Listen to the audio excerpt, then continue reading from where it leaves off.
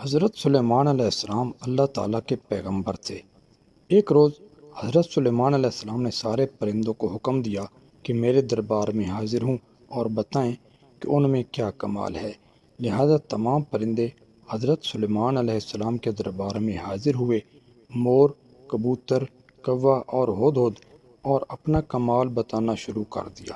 جب ہدہد کی باری آئی تو اس نے کہا کہ اے اللہ کے نبی، میری نظر اتنی تیز ہے کہ میں چاہے آسمان پر جتنا مرضی اونچا اڑتا رہوں، مجھے زمین پر پڑی ہوئی ہر چیز نظر آ جاتی ہے، اور میں بہت بلندی سے بھی زمین کے ذرے ذرے کو دیکھ لیتا ہوں، اور نہ صرف زمین کی چیزیں دیکھ لیتا ہوں بلکہ زمین کے نیچے جہاں پانی ہے وہ بھی معلوم کر لیتا ہوں، اور پانی کا ذائقہ بھی معلوم کر لیتا ہوں کہ میٹھا ہے یا کڑوا۔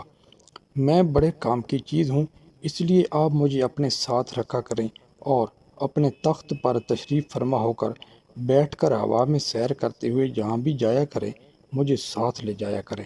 میں جہاں میٹھا پانی ہوا کرے گا آپ کو بتا دیا کروں گا، اور آپ وہیں اپنا تخت اتار لیا کیجیے گا اور اپنا دربار لگا لیا کیجیے گا۔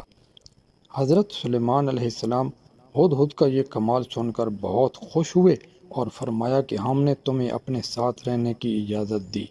کوا ہدہد کا یہ کمال اور عزت افزائی سن کر حسد کے مارے جل بن گیا۔ کوا حضرت سلیمان علیہ السلام کی خدمت میں حاضر ہوا اور کہا، ایک عرض میری بھی سن لیجیے۔ ہدہد نے جو کہا بالکل غلط کہا ہے۔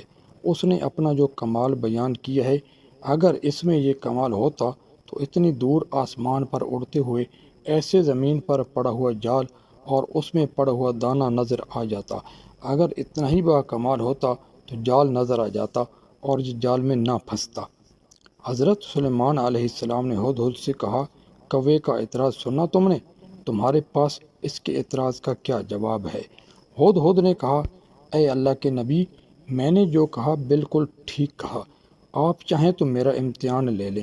یہ حاسد ہے، اس لیے میرے کمال کا انکار کر رہا ہے۔ اسے میرے کمال پر اعتراض کرنا تو سوجا، لیکن یہ موت اور تقدیر کی حقیقت کو نہیں سمجھ سکا۔ میں نے واقعی ہی درست کہا ہے۔ اگر میں نے صحیح نہ کہا ہو تو بے شک آپ میرا سر تن سے جدا کر دیجئے۔ میری نظر واقعی تیز ہے، وہ تو میری عقل پر موت کا پردہ پڑ جاتا ہے، ورنہ تو میں جال کو دیکھ سکتا ہوں۔ یہ سن کر کوا بہت شرمندہ ہوا اور اس نے آئندہ کے لیے حسد کرنے سے توبہ کر لی۔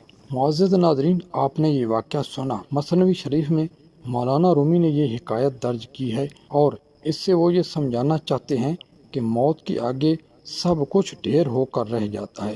قضاء اور تقدیر کے آگے سب بے بس اور لاچار ہیں۔ جب یہ اٹل ہے تو غفلت اور غرور کیوں؟ اللہ ہمیں عقل سلیم عطا فرمائے اور آخرت کے لیے تیاری کرنے کی توفیق عطا فرمائے۔ دعاؤں میں یاد رکھیے گا۔ اللہ نگہبان۔